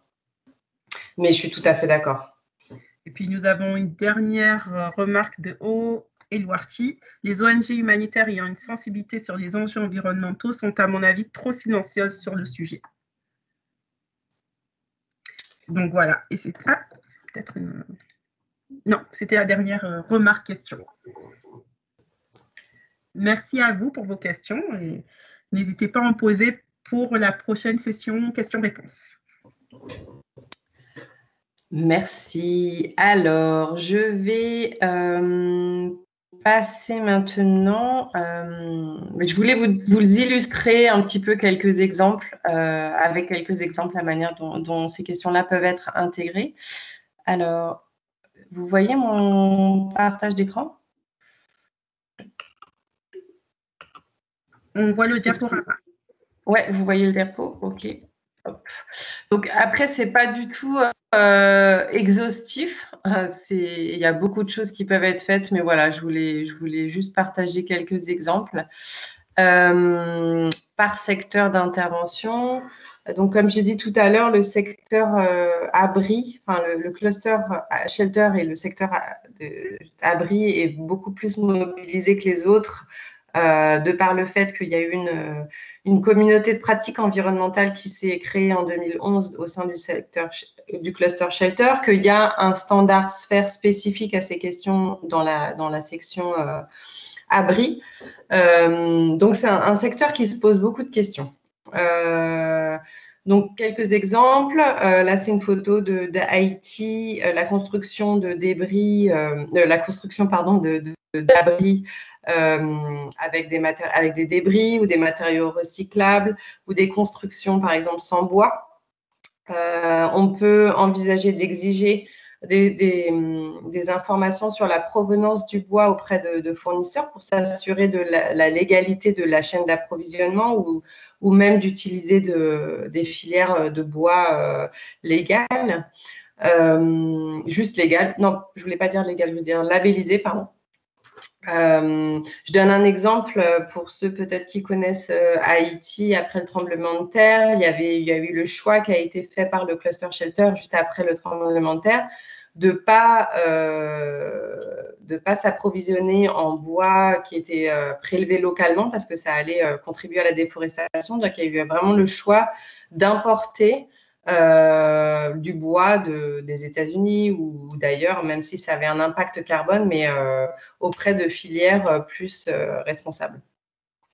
Un autre exemple par exemple, qui est mis en place par l'organisation NRC en Jordanie, ils réhabilitent, donc dans un contexte urbain, bien sûr, auprès de réfugiés syriens, ils réhabilitent des logements qui sont dans lesquels les réfugiés restent. Et ils les réhabilitent en intégrant la dimension énergétique. Donc, ils installent par exemple des chauffe-eau au solaire. Ils font l'isolation thermique de l'appartement. Ils vont accompagner par exemple les bénéficiaires à la réduction de leur consommation énergétique. Donc, ils vont leur donner des conseils, etc. Donc, voilà, c'est des choses qui sont intéressantes à réaliser, je trouve. Et puis après, mener des activités de reforestation, ça, on l'a beaucoup vu pour compenser justement ces impacts-là, qui sont d'un autre ordre, bien sûr, mais qui ont leur importance. Pour les questions WASH, le suivi de la nappe phréatique est souvent pas réalisé à ma connaissance. Alors, c'est des techniques qui sont difficiles, qui nécessitent une certaine technicité, mais souvent dans les pays, on peut avoir ce genre d'informations justement pour voir si d'une année à l'autre, notre projet, il a un impact sur la ressource en eau. Les solutions d'assainissement écologique, ça on le voit, on commence à le voir dans pas mal de contextes, notamment à Cox's Bazar. Des solutions de toilettes à lombricompost, par exemple. Le pompage solaire, là, vous voyez une photo à droite qui commence à être beaucoup plus vulgarisée, on va dire, dans les pratiques des acteurs qui interviennent sur le WASH. La mise en place de filières d'assainissement pour les traitements des boues de vidange, évidemment, pour aussi limiter les pollutions des sols et des eaux de surface, ou tout simplement essayer d'avoir plus de contrôle sur où se fait la vidange et d'essayer de plus être dans de plus suivre, parce que cette activité est souvent contractée à des entreprises privées, donc être plus est-ce plus responsable par rapport à l'étendue de notre responsabilité. Là, j'ai deux photos d'un projet qui a été mis en place par IOM à Malakal d'installation de biodigesteurs, donc qui permettent à la fois de traiter les matières fécales et de produire du gaz lié à une cantine communautaire. Donc voilà. C'est des projets qui commencent à être mis en place. Voilà. Pour tout ce qui est NFI, bien sûr, réfléchir au packaging et au type de packaging qu'on utilise. Est-ce qu'on a besoin d'avoir du packaging? Par moment, on n'en a peut-être pas. Par exemple, le Shelter Cluster, il a aussi fait une déclaration de supprimer tous les plastiques à usage unique dans les projets Shelter et NFI, améliorer les questions les recyclages quand c'est possible et impliquer les bénéficiaires pour qu'il n'y ait pas forcément besoin de contenants. Ça, on l'a vu au PAM, par exemple, en Haïti. Et comme je l'ai dit tout à l'heure, sur le type d'achat qu'on peut acheter, l'achat de produits plus labellisés, l'huile de palme, par exemple, il y a des huiles de palme certifiées qui a aussi été critiqué, hein, mais est-ce que c'est pas, voilà, c'est sûrement utile d'introduire ça dans nos appels d'offres auprès des fournisseurs. Oui, la deuxième photo, non, la première photo là sur la droite, c'était un projet de distribution de kits de choléra par ACF en Haïti qui avait tout simplement remplacé les sachets en plastique par des sachets en papier. Donc, ça avait une incidence assez importante à l'échelle de milliers de kits de choléra qui étaient distribués dans des zones rurales de Port-au-Prince. Et l'autre photo, c'est un gros projet aussi de Oxfam en Jordanie, de recyclage des déchets, de déchets plastiques dans le camp de Zaatari. En Jordanie, il y a beaucoup d'usines de recyclage et du coup, souvent, on ne pense pas en tant qu'acteur humanitaire que dans nos zones d'intervention, il y a des entreprises qui recyclent. Et en fait, quand on creuse, bon, pas dans tous les pays, pas dans tous les contextes, bien sûr, mais il y en a, surtout dans les capitales, il y en a quand même pas mal. Pour les questions de sécurité alimentaire, le plus gros défi, c'est d'intégrer les besoins en cuisson. Donc, quand on distribue de la nourriture, il faut bien sûr penser au fait de comment cette nourriture va être cuite et d'où comment les bénéficiaires vont s'approvisionner, enfin, comment ils vont faire pour la cuire. Donc, distribuer aussi des cuiseurs solaires, des cuiseurs au bois économe. La nouvelle technique là, qui est en train de... Enfin, un gros projet a été mené à Cox's Bazar là, sur la distribution de LPG, donc c'est des petits cuiseurs à gaz. Je vais vous montrer une vidéo tout à l'heure. La formation au compostage, bien sûr, mettre en place des systèmes de récupération de l'eau de pluie, l'agriculture étant la deuxième source de consommation d'eau au monde. La distribution de semences adaptées. Bon, certaines choses peuvent être assez évidentes. C'est vraiment juste des idées comme ça, bien sûr. Il y a plein d'autres choses à faire, hein, mais voilà, je voulais vous montrer ces deux petites vidéos. Amina. Je commence par Cox's Bazar. Ouais.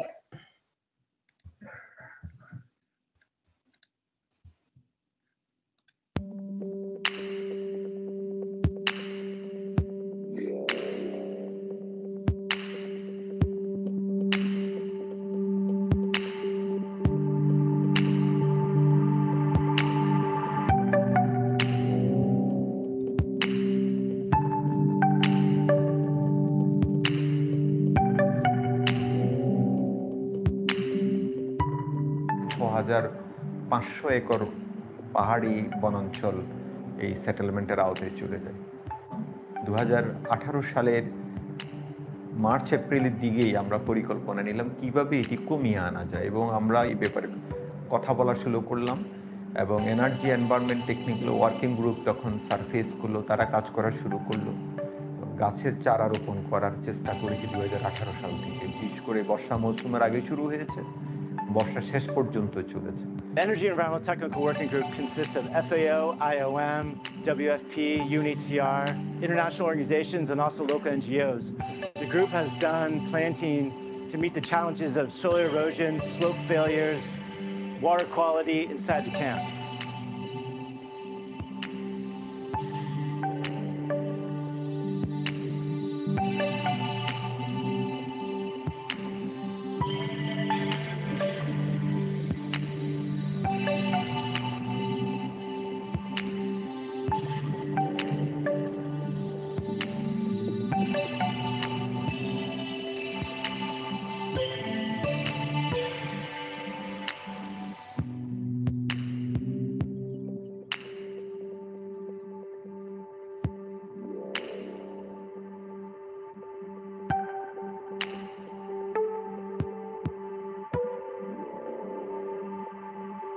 In this afforestation program, we can improve our environment, not only inside the camps, but as well as surrounding the camps. In future, also, we will go for this afforestation program with the help of Energy and Environment Technical Working Group, Food and Agricultural Organizations, IOM, UNHCR, and likewise this sort of international organizations, UN organizations, NGOs, INGOs, with the help of local community, with the help of government organizations, and with the help of, after all, the Rohingya people also.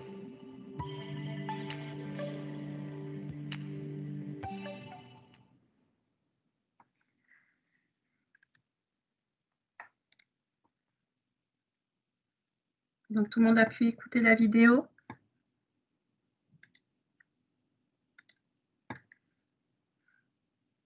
Vous m'entendez? Oui, oui, on t'entend. Et donc, la deuxième vidéo? Oui, s'il te plaît, c'est de... Ah oui, c'est Amina Waou, je crois. Oups. Désolée.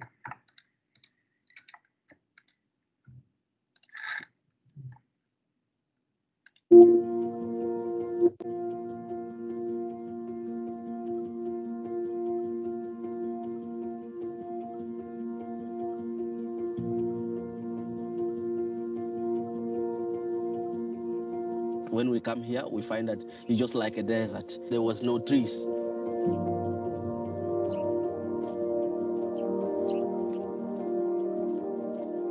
Voici le résultat de tout ce que nous avons réalisé ici dans le camp de Minao.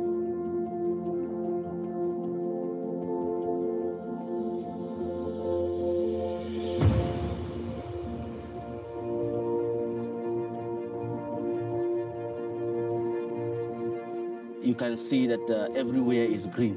And this brings a very good appreciation from the refugees, because without a green environment, even the air we breathe is not that good.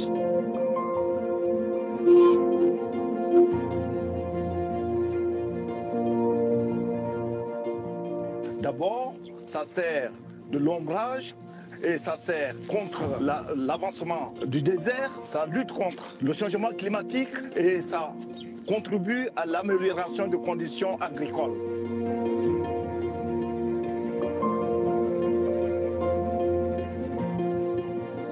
Thank you for this green future. To mun gode ba iyaka, godiya mu ya kasa. Mun gode, kuna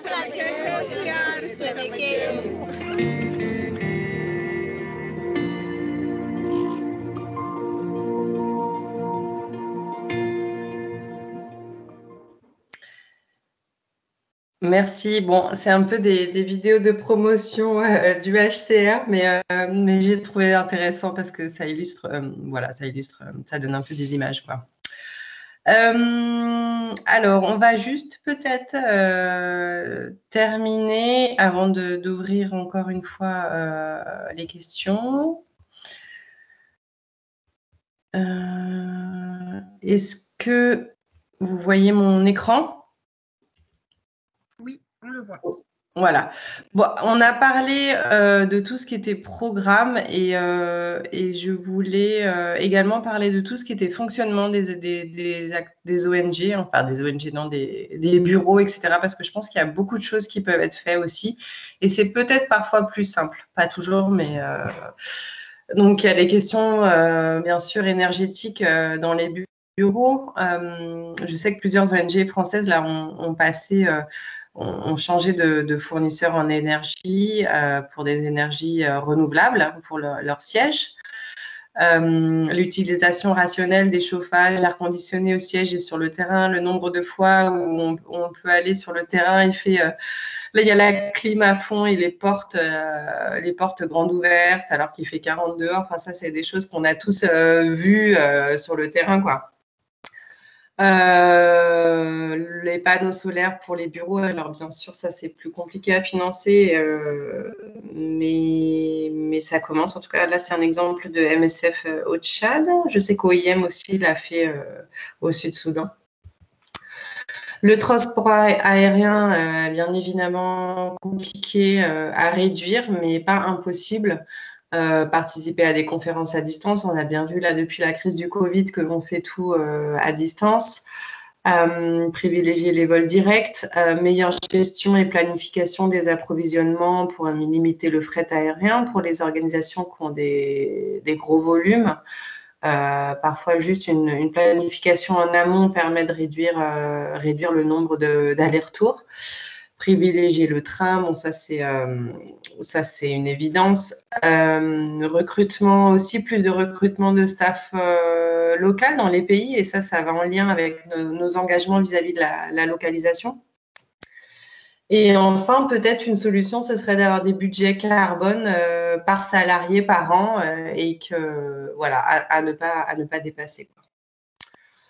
Les achats responsables, on en a beaucoup parlé, les écolabels pour les produits d'entretien, la bureautique, des chartes en développement durable à faire signer par les fournisseurs, des exigences environnementales dans les appels d'offres, etc. L'informatique aussi a une empreinte, ça représente 4% des émissions au niveau mondial, le numérique. 2 tiers de ça est lié à l'empreinte, lié à la fabrication du matériel, donc avoir des démarches pour prolonger la durée de vie du matériel, acheter du matériel reconditionné. Là, on l'a vu avec l'explosion des programmes cash dans les ONG, dans les acteurs humains, dans les programmes humanitaires. Il y a de plus en plus maintenant de tablettes, de téléphones portables, etc. Voilà, tout ça, ça a un coût environnemental important. Recyclage des déchets électroniques qui est bien sûr très complexe dans les pays d'intervention. Voilà, il y a plein de choses à faire sur l'informatique aussi. Je voulais vous parler de différents outils qui sont à la disposition des acteurs humanitaires. Il y a un outil dont on parle beaucoup actuellement, c'est le NEAT+, qui a été développé par l'unité OCHA UNEP à Genève et qui permet, c'est un peu comme un questionnaire qu'on peut faire en 1 ou 2 heures et qui permet d'identifier les enjeux environnementaux spécifiques au contexte d'intervention, d'anticiper les risques de votre projet et qui propose des mesures de mitigation. Voilà, c'est un outil qui est de plus en plus utilisé. Je vous conseille d'y jeter un coup d'œil si ça vous intéresse.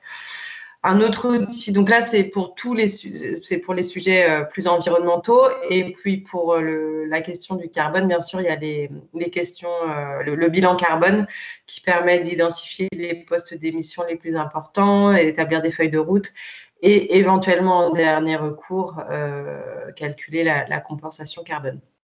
Comme je l'ai dit au début, il y a beaucoup de formations, d'outils, etc., qui sont disponibles. Je vous invite à aller voir le site de IHA Connect qui compile un peu tout ce qu'il y a sur les questions environnementales dans l'action humanitaire. Et il y a un petit MOOC, je crois, d'1 heure qui a été fait par CARE International aussi, que je vous conseille, Becoming a Climate Smart Organization. Voilà, quelques idées que j'espère vous avoir fait passer aujourd'hui. Donc, bien sûr, intégrer l'environnement, c'est une question de cohérence entre ce qu'on veut faire et la manière dont on le fait, mais aussi surtout du respect du do no harm. Faut garder en tête que toute action humanitaire va avoir un impact et il y a toujours une question faut faire des arbitrages en fait. Est-ce qu'on achète local ou est-ce qu'on achète local et on prend le risque de contribuer à la déforestation ou on importe mais on contribue au changement climatique. Tout ça, c'est des arbitrages qui sont très complexes à faire. Il n'y a pas une solution. Voilà. Voilà.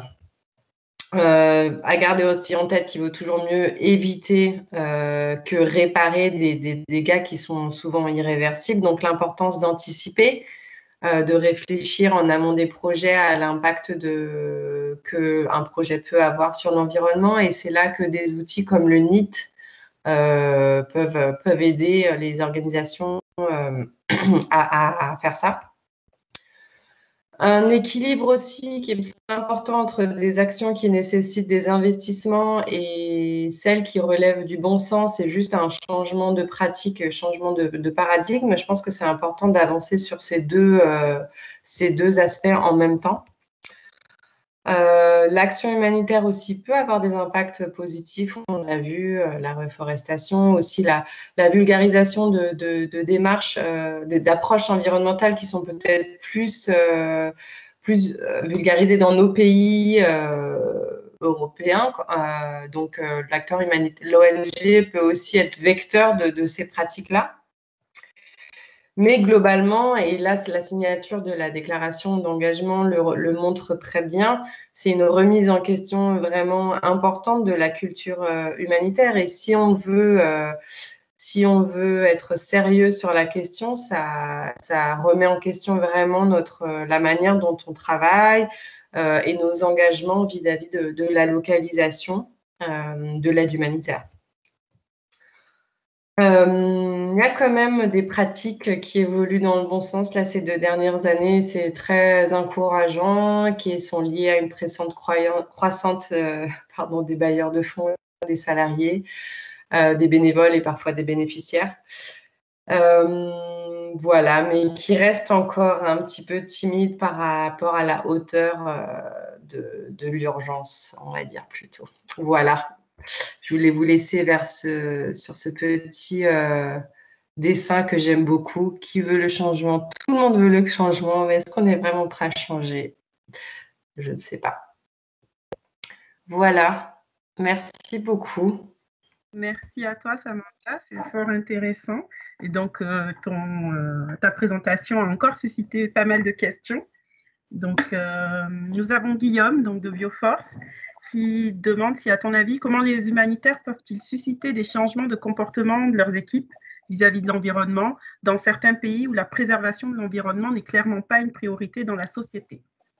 Oui, bah c'est sûr que ça, c'est un vrai défi. Et moi, je pense qu'il faut d'abord commencer par mettre en place des choses au siège des organisations pour impulser cette démarche-là, parce que c'est vrai que les bureaux terrain, ils ont beaucoup d'autres choses à faire.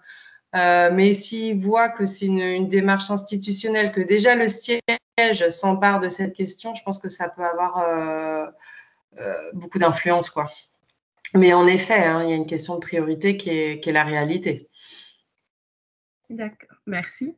Nous avons Élodie qui nous a parlé de charbon vert aussi, qui peut être utilisé. Donc, je ne sais pas si elle veut développer aussi. Donc, Élodie Haro.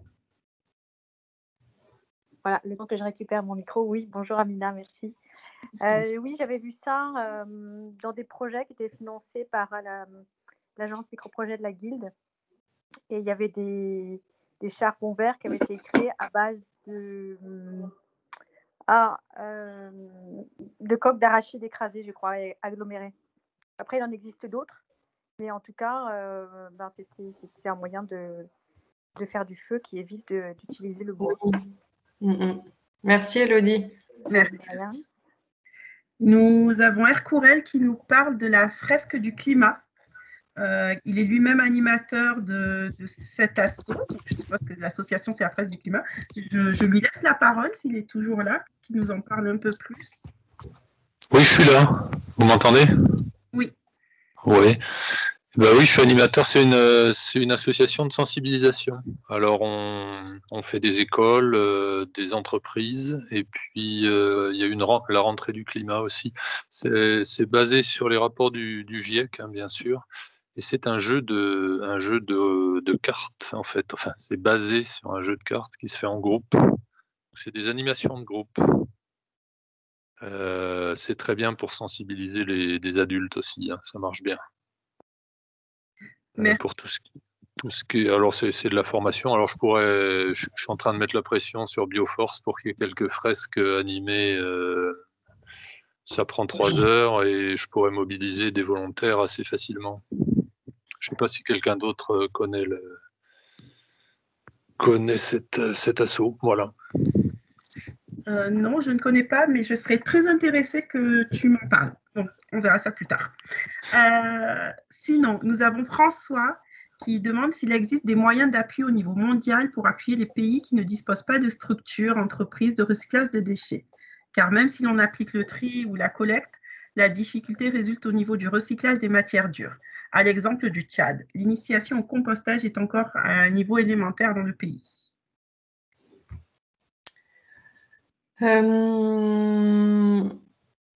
Les moyens d'appui au niveau mondial, en tout cas, hors humanitaire, certainement. Je pense que UNEP, enfin le programme des Nations Unies pour l'environnement et le UNDP, à mon avis, ils doivent avoir des projets dans ce sens. Mais c'est sûr que ça doit être aussi des choses qui doivent se développer dans les pays d'intervention à travers les marchés. La raison pour laquelle les usines de recyclage sont si peu nombreuses dans certains pays, c'est que pour l'instant, c'est pas rentable et qu'il n'y a pas les filières, donc il faut que le marché se développe, quoi. Et ça, c'est plus complexe, quoi. Mais voilà. Merci. Nous avons Jérémy qui nous fait la remarque qu'au siège de WWF France, à Pantin, ils utilisent encore des gobelets en plastique à tous les étages. Par les cordonniers les plus mal chaussés. N'hésitez pas à aller voir sur la conversation. Guillaume de Bioforce nous a mis un lien vers un article qui montre que le Bitcoin, donc la monnaie virtuelle, est plus gourmand en énergie que tout l'Argentine, toute la population et l'industrie en Argentine. Nous avons Laurence qui demande quelles sont les formations courtes dans la protection de l'environnement dans un contexte humanitaire. Alors, il y en a plusieurs en fait. Il y a des MOOC en ligne, mais je pourrais vous envoyer plusieurs liens. Il y a celui de CARE France. Nous, au groupe URD, on a une plateforme e-learning où on a 5 modules d'1 heure. On a une formation qu'on va donner là au mois de mai, justement, avec OCHA et UNEP. Bon, normalement, ça devait être en présentiel, mais je pense qu'on va la faire à distance, une formation de 2 jours. Voilà, il y en a beaucoup, en fait. Je pense que le mieux, peut-être, c'est d'aller sur le site de IHA Connect dont j'ai parlé tout à l'heure, ou sinon de m'envoyer un mail. Donc, merci. Donc, Samantha a mis son mail dans la conversation. Si tu me donnes l'autorisation, je le mettrai également dans le lien, dans le mail qui accompagnera l'envoi de la vidéo.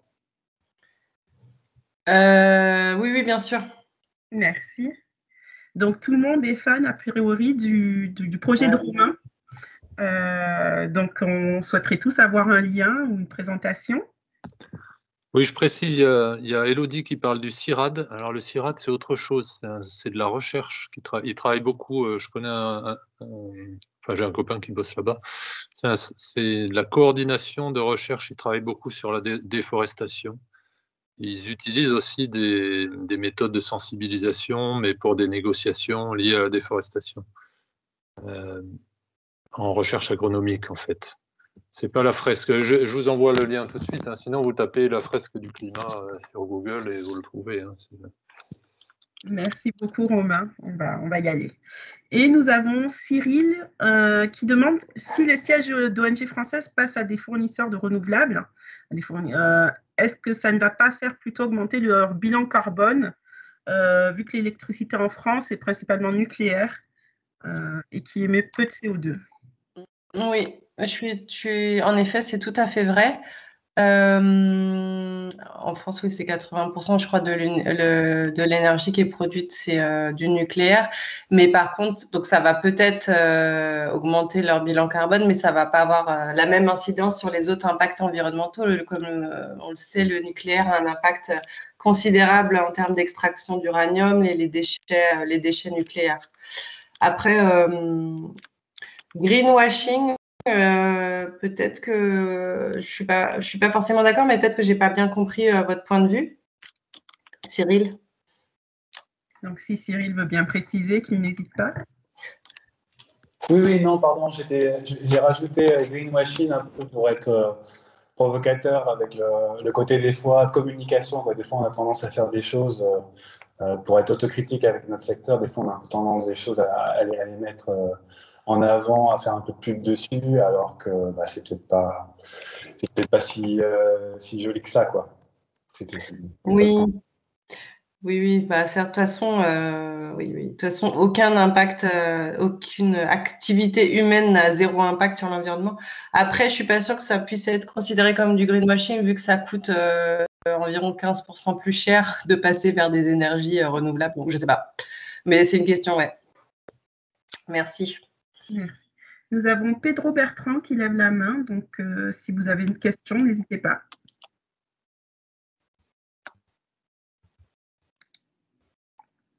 Pedro? Non.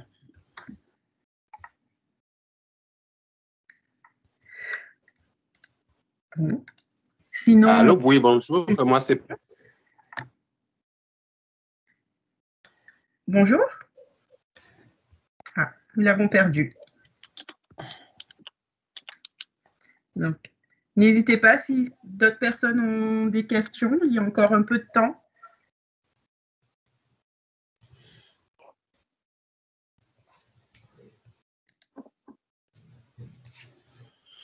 Allô. Oui, on vous entend. Oui. Justement, c'est juste, c'est pas une suggestion, mais serait-il possible vraiment que toutes les organisations humanitaires juste participent moyennant, enfin, une action peut-être concrète lors de la célébration de la Journée internationale de l'environnement? Ça pourrait avoir peut-être beaucoup d'impact sur des activités, non seulement au niveau du pays, mais au niveau aussi des bénéficiaires, etc. Là, je pense que c'est important quand même de prendre en compte ce besoin et d'impliquer dans ces activités. Je ne sais pas si c'est possible ou pas. Si, je pense que c'est une très bonne remarque. C'est tout à fait possible.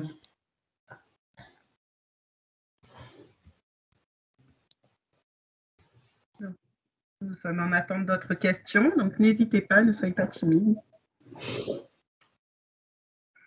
Alors, énergie renouvelable, le terme n'est plus adapté. Ne devrait-on pas se concentrer sur la diminution de la consommation d'énergie? Ah oui, ça c'est une évidence, ouais.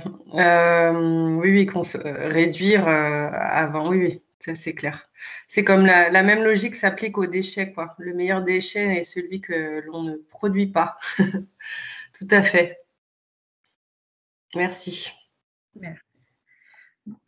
Donc, il faudrait réduire toutes les consommations. Je ne sais pas s'il y a des logisticiens, par exemple, professionnels, je ne vise personne dans les salariés du groupe URD, du groupe de Bioforce, qui veulent nous parler de leur expérience sur le...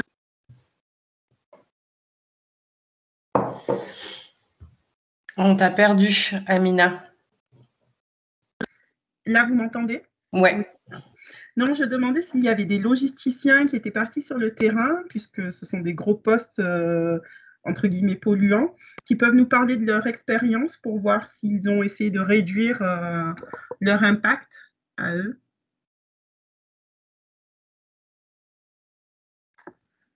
Ou des personnes qui sont parties sur le terrain et qui ne sont pas obligatoirement logisticiens.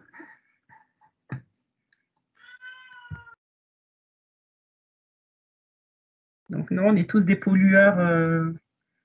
Non, désolé Amina, je pense qu'on peut partager.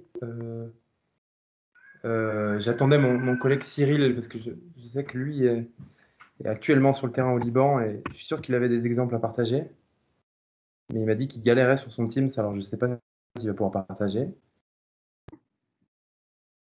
Moi, ce que je pourrais partager, c'est le combat pour la consommation. C'est pour ça que je tiquais tout à l'heure un peu sur le chiffre du carburant. Voilà. Alors, Là, le logisticien, il peut participer à la réduction des mouvements et à travailler sur moins de mouvements, c'est du coup moins d'énergie, consommer moins de carburant, etc. Et aussi sur l'isolation des bâtiments, et notamment les clims, qui sont un problème électrique, d'énergie qui touche certains pays, notamment par exemple au Moyen-Orient. Les réseaux électriques ne sont pas créés pour en fait supporter la consommation des climatisations. Et du coup, au-delà de consommation d'énergie énorme, ça crée des pannes qui posent plein de problèmes. Voilà. Donc énergie et mouvement en véhicule. Pour ma part, c'est assez basique, mais c'est là où il y a, à mon avis, le plus d'économies à faire. Merci beaucoup pour cet échange, Guillaume. Nous avons François qui demande quelle est la méthode de compensation carbone la plus pratique à conseiller selon vous. Alors moi, je suis pas une experte de la compensation carbone et je suis pas non plus, je suis pas très favorable à cette approche-là parce que je pense que c'est une mesure qu'on peut facilement utiliser pour se dédouaner de faire des efforts de réduction. Donc voilà, il faut toujours l'utiliser en dernier recours après avoir mis en place toute une série d'actions pour réduire au maximum nos consommations, nos transports internationaux, etc. Mais je peux conseiller une plateforme, je vais vous mettre le lien là, qui est de conseil qui est mis en place par le GRET sur la compensation carbone, parce qu'il y a aussi beaucoup de... Enfin, c'est très compliqué d'y voir clair. Je pense que sur où compenser, comment... Enfin, c'est des mécanismes qui sont assez régulés. Il y a tout un marché du carbone, donc on peut vite partir sur des dérives. Voilà, donc le GRET apporte des conseils à travers ce site-là que j'ai mis dans le chat. Merci beaucoup, Samantha. Moi, j'avais une question peut-être pour Cyril, pour avoir un peu votre ressenti. J'avais discuté avec des personnes, par exemple, d'Acted en Jordanie, qui notamment utilisaient des véhicules hybrides. Est-ce que vous pensez que c'est facile d'intégrer ça dans les propositions de projet, d'essayer de convaincre les bailleurs de fonds pour ce genre d'investissement qui est peut-être pas si important, enfin c'est pas autant important que d'installer des panneaux solaires par exemple?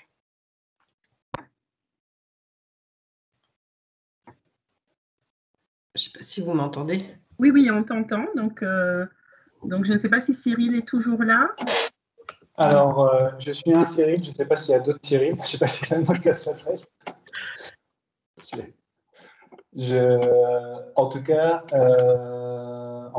moi je suis au Liban et cette question me paraît assez intéressante, l'histoire des. C'est pour ça que j'avais un peu cette remarque un peu provocation sur les renouvelables. Je crois qu'il y a un peu la même question avec les véhicules électriques. J'ai l'impression que des actions plus concrètes pour travailler sur les véhicules, ça va être d'avoir des véhicules plus petits, plus légers. Je pense que Samantha l'a mentionné au début de sa présentation, que souvent on a des méga 4x4 pour tourner en ville, des 4x4, nos fameux Land Cruiser dans lesquels on pourrait mettre même de l'huile d'olive ou de l'huile de n'importe quoi et qui pourrait tourner, donc il n'y a aucun catalyseur, c'est de la pure pollution. J'ai l'impression qu'avant le véhicule électrique, on devrait plutôt avoir des petits véhicules très légers, parce que voilà, comme on sait, le véhicule électrique, entre la production de la batterie et puis surtout on déplace la pollution en fait, parce que pour charger la batterie, la plupart des pays, on a un mix énergétique où on brûle du pétrole en fait pour produire de l'électricité. Donc la voiture électrique, je suis pas certain que ce soit une super solution, même si c'est assez tentant. Donc ça serait mon point. Pour le véhicule, je pense que c'est plutôt un travail sur alléger les véhicules et prendre des véhicules plus petits et peut-être un peu casser nos standards en la matière. Hein. Je pense qu'il y a aussi beaucoup de pays dans lesquels on travaille où on devrait probablement prendre des leçons de comment les gens savent justement augmenter la durée de vie des véhicules, savoir les exploiter jusqu'au bout, plutôt que voilà, on peut être des fois dans un secteur ou dans des organisations dans lesquelles on a des standards, c'est très bien, mais on a des standards sur lesquels voilà, on veut changer nos Land Cruiser au bout de 200 000 km, on veut changer nos laptops au bout de quand il y a eu 2 générations de Windows dessus. Donc j'ai l'impression que cette sobriété-là, elle apporterait beaucoup plus peut-être que de trouver un peu de se lancer dans les solutions qui ont l'air les plus simples aujourd'hui avec le renouvelable ou l'électrique. Merci beaucoup. Merci. Alors, donc oui, beaucoup, comme Romain, disent que véhicule hybride, c'est une fausse bonne idée. Oui, j'ai envoyé un lien. En fait, il y a des travaux assez sérieux. J'ai envoyé un lien vers des ressources qui sont publiées par Carbone 4, qui s'intéressent à ces questions-là, hein, l'impact de l'hybride, ça a plutôt tendance à cumuler les inconvénients des 2 types de motorisation. Après, il faut voir le contexte, bien sûr, mais ils font des rapports assez concis et très techniques sur ces questions-là. Merci beaucoup. Lorsque j'enverrai le bilan de cette conférence, je capitaliserai tous les liens que vous avez envoyés. Je les compilerai pour que vous puissiez y accéder facilement. Donc, plus de questions, plus de remarques. Donc, si plus personne n'a de questions, je vais laisser Samantha dire les mots de la fin et vous remercier grandement. Non, merci à Bioforce, merci à tous de vos contributions, de vos questionnements, de vos apports. C'est très utile et ça nous enrichit tous. Merci beaucoup. Donc, un grand merci à vous tous. Donc, on était un peu plus de 57 personnes pendant cette conférence et j'espère qu'on sera plus à regarder la vidéo et en tout cas, il faut diffuser ce discours, prendre conscience que c'est un sujet important pour même hors humanitaire. Donc, merci, c'est un sujet qu'on va suivre et c'est un plaisir que de collaborer avec le groupe URD. Donc, merci beaucoup, Samantha. Merci au groupe URD. Donc, je rappelle que sur urd.org, vous avez accès à une tonne de documents sur ce sujet-là. Donc, voilà, se clôt cette 11e conférence du cycle Bioforce. Donc, la prochaine conférence aura lieu fin avril, début mai. Je n'ai pas encore la date exacte, désolée. Et ça portera sur les minorités ethniques, les oubliés de la crise au Myanmar. Donc voilà, regardez bien vos boîtes mail pour avoir un peu plus d'informations. Donc, on va peut-être retourner à Cox's Bazar. Donc, voilà. Donc, je vous remercie grandement. On va clore cette conférence et je vous dis à très bientôt. Merci encore, Samantha. Au revoir. Au revoir. Merci, bonne soirée. Merci, au revoir.